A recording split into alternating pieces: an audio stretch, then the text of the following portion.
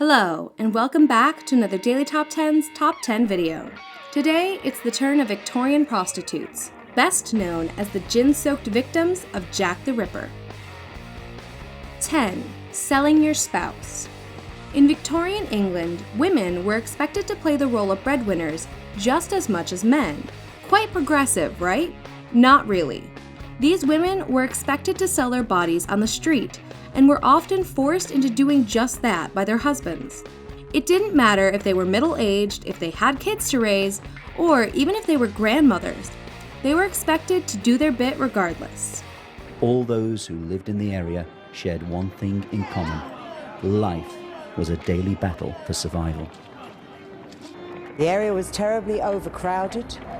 People lived crammed together in miserable circumstances, in absolutely dire poverty. 9. Not all of them were poor. The image most of us have of a Victorian prostitute is one of a poor working-class drunk, and it is true that many such prostitutes existed. However, in a society hooked on sex, everyone wanted their fix, and you can't expect the aristocrats to sink to such a level. There were upper-class prostitutes to cater for the rich, lower-class prostitutes to cater for the poor, and there were also middle-class prostitutes to cater for everyone in between. But Henry Mayhew argued that there were three classes of prostitute. The lowest class of prostitute would walk the streets and use a brothel to meet their clients. The middle-class prostitutes would have their own apartments and would operate their business from there. And the highest class of prostitute would be independent and financially supported by one client. 8. They were educated. Many prostitutes were educated. The majority of the lower-class prostitutes couldn't read or write, but those in the upper classes were very well educated, often taught at finishing schools where they learned about etiquette, art, and music. The issue is that very little of what they were taught would do them any good in the real world, which is why many turned to prostitution. Dude, my cramps, man. Oh, dude. I feel you. Mary?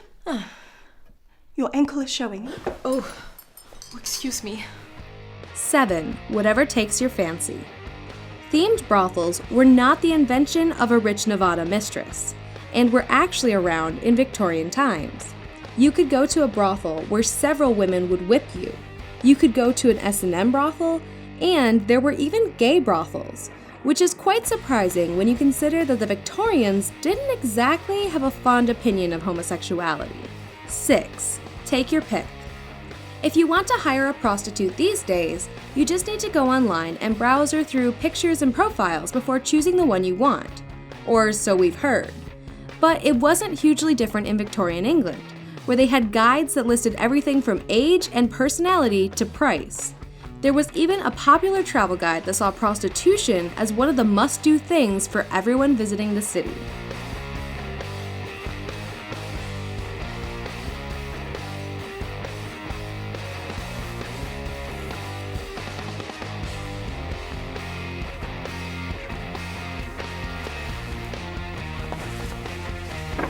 Five.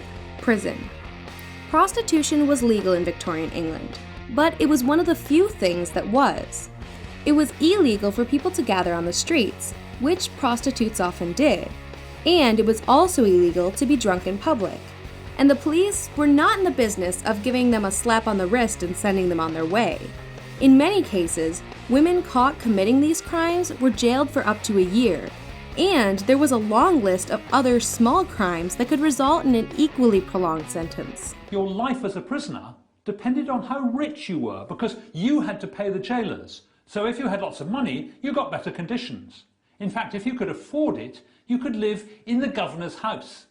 You could even pay for somebody else to serve your sentence for you. 4. A fate worse than prostitution. There were reformatories in Victorian England, but these were run by strict religious groups and were often much worse than prison. The women needed to stay there for 2 years and were required to display a deep hatred for the things they had done and for themselves. They prayed, worked, and attended religious services all day before being locked away in their rooms. 3. Starting young. In Victorian England, child labor was as common on the streets and in the brothels as it was on the factory floors. Although the age of consent was just 13, it was still regularly broken. It was common for desperate parents to sell kids as young as 10 and 11 to the trade, and in many cases they were drugged or plied with alcohol to make them more receptive. Effectively, it was a contract between the parents, the mill owner, the children. Children were sent here to work from about 7 years old, 12, 13, 14-hour day, depending on the water power available. They were all machines. 2. Examinations. Young children were prized because they were virgins. They could command a higher price because of this. But in order to guarantee that the customer was getting what they paid for, medical examinations were performed on the young girls. In fact, prostitutes of all ages were often subject to medical examinations, many of which were forced. STDs were rife in Victorian England, and they deemed this to be the only way they could keep infections down. 1. The change. Victorian England was a cesspool that many people turned a blind eye to, but some people did care. Charles Dickens helped to establish a retreat where prostitutes could escape hardship and lead a safe and happy life. And when W.T. Stead exposed himself to the horrors of Victorian England and then wrote about his experiences, he forced the public to open their eyes and brought about many changes. These included an increase in the age of consent, which moved up to 16 in 1885, where it has remained ever since. Of course, just 3 years later, Victorian England and prostitution in particular had something else to worry about. Excuse me, has anybody seen a Mr. Smike?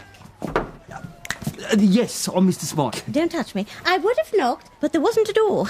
Oh, no, we chucked the doors on the fire to keep warm. Of course you did. We all lives here. All of you, in this one room? Yeah. Thanks for watching. Remember, it's our duty to entertain and yours to subscribe.